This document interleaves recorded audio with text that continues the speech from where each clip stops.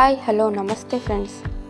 ನಾವು ಇವತ್ತು ಸಿಂಪಲ್ಲಾಗಿ ಹಾಗೂ ಡಿಫ್ರೆಂಟಾಗಿ ಸಾಂಬಾರು ಮಾಡುವುದು ಹೇಗೆ ಅಂತ ನೋಡೋಣ. ಮೊದಲಿಗೆ ಈ ವಿಡಿಯೋ ನೋಡ್ತಾ ಇರೋ ಎಲ್ಲ ನನ್ನ ಫ್ರೆಂಡ್ಸ್ಗೂ ಶಾರದಾ ಪಾಕಶಾಲೆಗೆ ಸ್ವಾಗತ.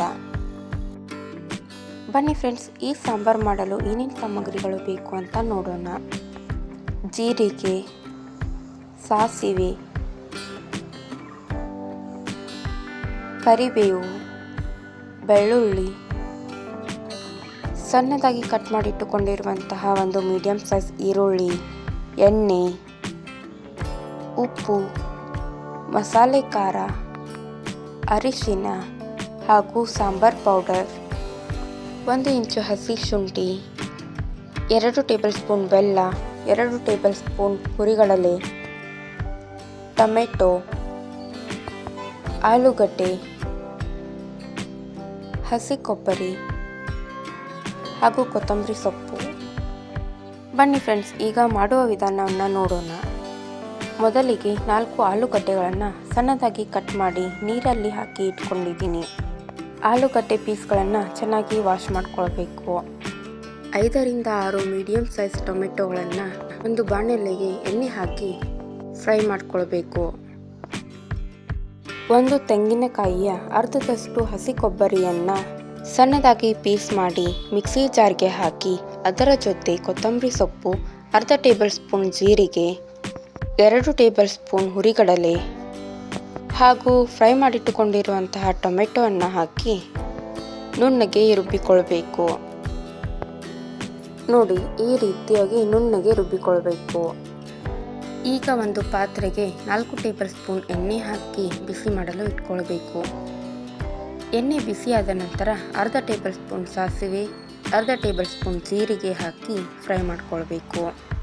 ಸಾಸಿವೆ ಹಾಗೂ ಜೀರಿಗೆ ಸಿಡಿದಾದ ಮೇಲೆ 1 ಕಡ್ಡಿ ಕರಿಬೇವು, 8 ರಿಂದ 10 ಬೆಳ್ಳುಳ್ಳಿ ಎಸಳು ಹಾಗೂ 1 ಇಂಚು ಹಸಿ ಶುಂಠಿಯನ್ನು ಜಜ್ಜಿ ಪೇಸ್ಟ್ ಮಾಡಿ ಹಾಕಿಕೊಳ್ಬೇಕು. ಕಟ್ ಮಾಡಿಟ್ಟುಕೊಂಡಿರುವ ಈರುಳ್ಳಿಯನ್ನು ಹಾಕಿ ಚೆನ್ನಾಗಿ ಫ್ರೈ ಮಾಡ್ಕೊಳ್ಬೇಕು. ಈರುಳ್ಳಿ ಫ್ರೈ ಆದ ನಂತರ ಇದಕ್ಕೆ ಸಣ್ಣದಾಗಿ ಕಟ್ ಮಾಡಿಟ್ಟುಕೊಂಡಿರುವಂತಹ ಆಲೂಗಡ್ಡೆಯನ್ನು ಹಾಕಿ 1 ಗ್ಲಾಸ್ ನೀರು ಹಾಕಿ ಚೆನ್ನಾಗಿ ಕುದಿಯಲು ಬಿಡಬೇಕು. ಆಲೂಗಡ್ಡೆ ಸ್ವಲ್ಪ ಮೆತ್ತಗಾಗುವವರೆಗೂ ಕುದಿಸಿಕೊಳ್ಳಬೇಕು.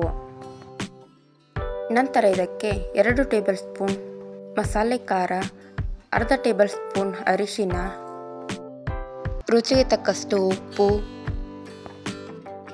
ಅರ್ಧ ಟೇಬಲ್ ಸ್ಪೂನ್ ಸಾಂಬಾರ್ ಪೌಡರ್ ಹಾಗೂ 2 ಟೇಬಲ್ ಸ್ಪೂನ್ ಬೆಲ್ಲ ಹಾಕಿ ಚೆನ್ನಾಗಿ ಮಿಕ್ಸ್ ಮಾಡಿ ಕುದಿಸಿಕೊಳ್ಬೇಕು.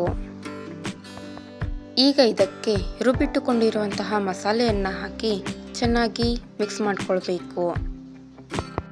ಈಗ ನಿಮಗೆ ಸಾಂಬಾರು ಯಾವ ಥಿಕ್ನೆಸ್ಸಲ್ಲಿ ಬೇಕೋ ಅಷ್ಟು ನೀರು ಹಾಕಿ ಚೆನ್ನಾಗಿ ಕುದಿಸಿಕೊಳ್ಬೇಕು. ಆಲೂಗಡ್ಡೆ ಕಂಪ್ಲೀಟಾಗಿ ಬೇಯೋವರೆಗೂ ಚೆನ್ನಾಗಿ ಕುದಿಸಿಕೊಳ್ಬೇಕು. ಕೊನೆಯಲ್ಲಿ ಸಣ್ಣದಾಗಿ ಕಟ್ ಮಾಡಿ ಇಟ್ಟುಕೊಂಡಿರುವಂಥ ಕೊತ್ತಂಬರಿ ಸೊಪ್ಪನ್ನು ಹಾಕಿ 1 ನಿಮಿಷ ಕುದಿಸಿದ್ರೆ ಟೇಸ್ಟಿಯಾಗಿರುವಂತಹ ಸಾಂಬಾರ್ ರೆಡಿ. ಇಡ್ಲಿ, ದೋಸೆ, ಪೂರಿ ಹಾಗೂ ರೈಸ್ ಜೊತೆ ಈ ರೀತಿಯಾಗಿ ಸಾಂಬಾರು ಮಾಡಿದರೆ ತುಂಬಾ ಟೇಸ್ಟಿಯಾಗಿರುತ್ತೆ. ನೋಡಿದ್ರಲ್ಲ ಫ್ರೆಂಡ್ಸ್, ಸಿಂಪಲ್ಲಾಗಿ ಹಾಗೂ ಡಿಫ್ರೆಂಟ್ ಆಗಿರುವಂತಹ ಸಾಂಬಾರು ಮಾಡೋದು ಹೇಗೆ ಅಂತ. ನೀವು ಕೂಡ ಈ ಸಾಂಬಾರ್ ರೆಸಿಪಿಯನ್ನು ನಿಮ್ಮ ಮನೆಯಲ್ಲಿ ಟ್ರೈ ಮಾಡಿ ಹಾಗೂ ಟೇಸ್ಟ್ ನೋಡಿ. ಈ ವಿಡಿಯೋ ನಿಮಗೆ ಇಷ್ಟ ಆಗಿದ್ದರೆ ಲೈಕ್ ಮಾಡಿ, ಶೇರ್ ಮಾಡಿ ಹಾಗೂ ಕಮೆಂಟ್ ಮಾಡಿ. ಹಾಗೆ ನಮ್ಮ ಚಾನಲ್ನ ಸಬ್ಸ್ಕ್ರೈಬ್ ಮಾಡಿ. Thank you.